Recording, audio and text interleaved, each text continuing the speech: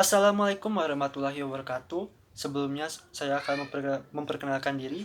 Nama saya Sendra Faruqi. Saya mahasiswa Fakultas Hukum semester 5 Universitas Surya Kencana Cianjur. Saya di sini akan mereview mengenai jurnal dosen saya, dosen Fakultas Hukum Universitas Surya Kencana, Cecep Wiharma, mengenai penegakan hukum legalistik dalam perspektif sosiologis. Faktor kesadaran hukum masyarakat itu sangat memegang peranan penting dalam upaya penegakan hukum itu sendiri.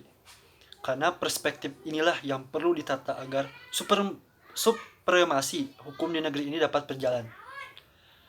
Relevansi penegakan hukum dalam perspektif penegakan keadilan sebagai bagian dari kesadaran hukum masyarakat itu sendiri merupakan upaya alternatif atas ketidakpercayaan terhadap hukum positif dan aparat penegak hukumnya yang merupakan mainstream dari pandangan legalistik.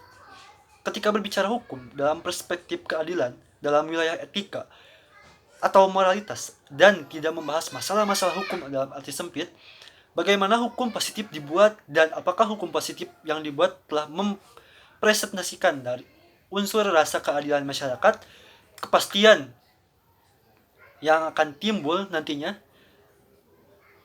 serta mentalis aparatur hukum yang menegakkan hukumnya.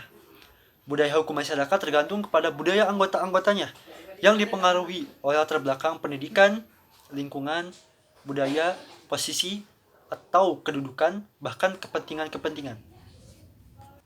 Nah, jika hukum ditunggangi oleh politik, maka sampai kapanpun realitasnya atau proses realisasinya itu tidak akan berjalan dengan lancar. Antara harapan dan kenyataan itu akan jauh berbeda.